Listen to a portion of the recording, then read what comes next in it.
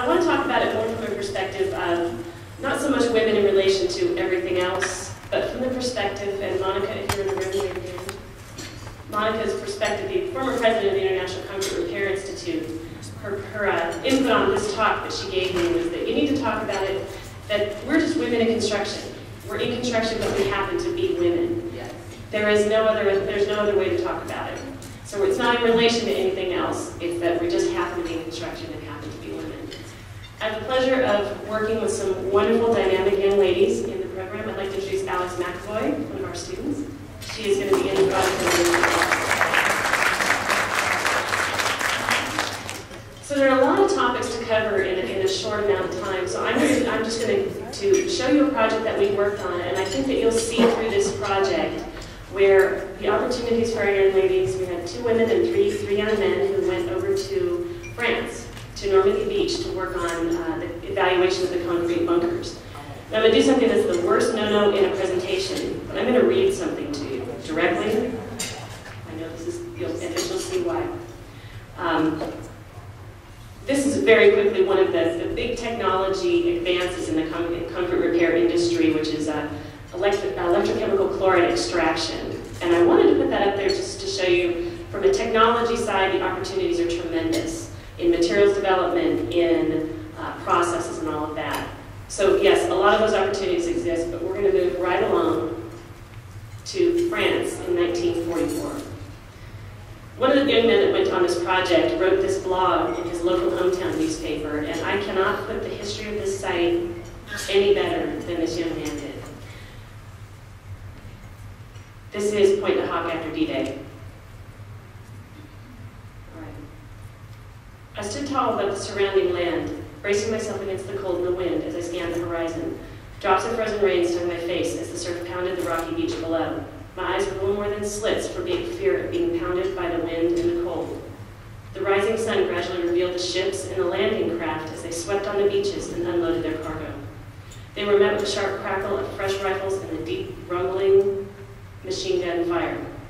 The low thudding sound of the warship's deck guns were followed by the ear-splitting screams and incoming shells and a terrific boom.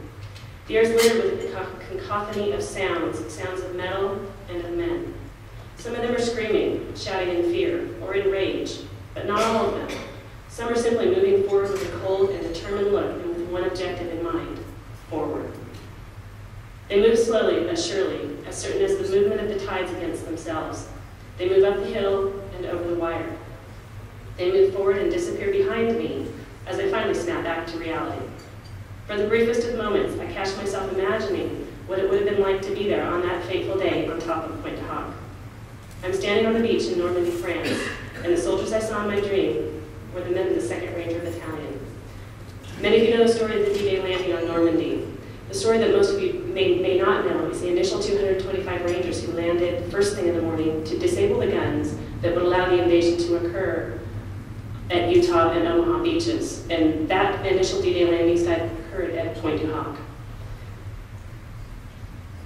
This trip changed all of us forever. The issue at this site is, if you look up there, the point on the top of the cliff is the monument to the Rangers. The cliff is eroding. This used to be connected. Since 1944, it has since disappeared. This is the observation post on top of which sits the monument to the Rangers. That's how close it sits to the edge of the cliff. So the initial project started with a determination of what the reasons were for the cliff erosion and how to mitigate that. I was brought into the project because of a background and expertise in concrete repair, and we joined the team from Texas A&M University and started to do the evaluation of the bunkers themselves. Part of the project was this laser scanner. They're mapping the deterioration of the cliff. Top secret documents from 1944, the Allied forces had an anti-concrete committee in 1944. With that committee, we have all these documents that were uncovered during this research. Data from 1944 testing the concrete, what the Allied forces were doing. D-Day was just the beginning of the end of the war. If you remember, a lot of war had, as the march back through Europe progressed, The Allied forces were testing the concrete to find the weak structures. And so we have data from 1940 to compare to the information that we're looking at today.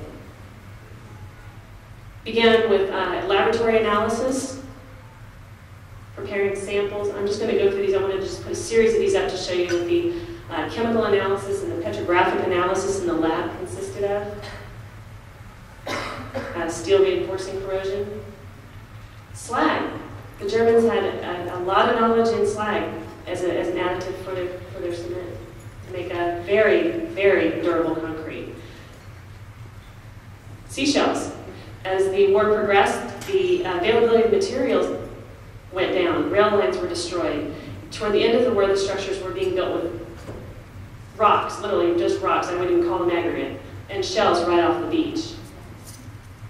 And this is you're actually looking at cement under an electron scanning microscope. This isn't aggregate that you're looking at. This is slag and cinder, and also unhydrated calcium hydroxide. Anyway, a lot of laboratory analysis at CTL labs in Chicago prior to going to the site.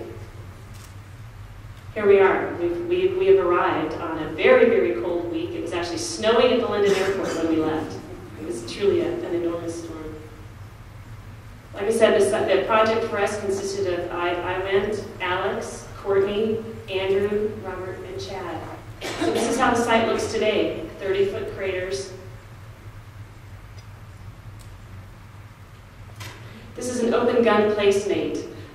You can see the little round steel structure in the middle. That was where the guns were mounted so they could rotate around. These were the structures that the Germans were building toward the end of the war. The idea was that those guns were going to be moved into an enclosed structure. These were never actually completed because D-Day occurred.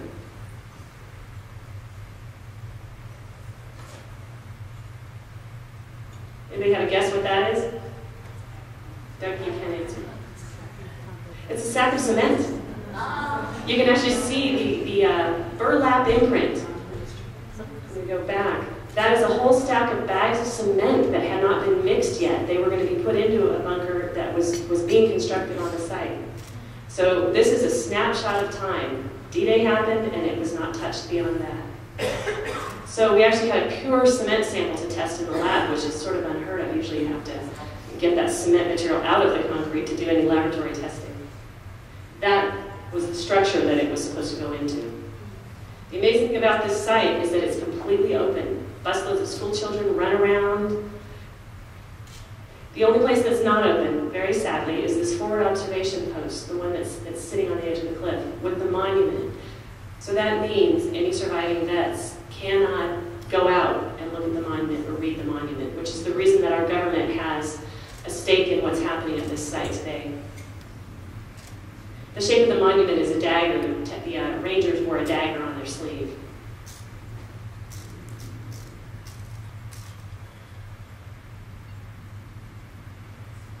So this is off limits to the people who, at this point in their life, would really like to get out to that area. We got there and began our initial evaluation.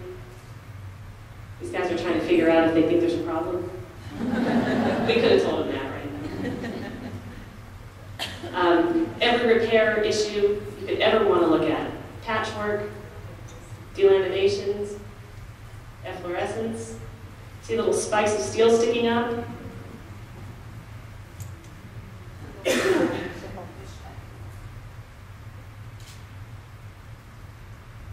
A lot of the steel reinforcing was too close to the surface, so we got a lot of readily accessible evidence.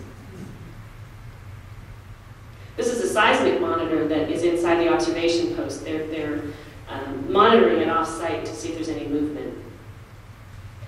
So we began our work, and this is where I think that you'll see that these young ladies dove right into this work as much as the guys did, and the team was just a phenomenal working unit. I mean, it was freezing cold, torrential rain. It was actually warmer down in these freezing cold concrete structures than it was outside.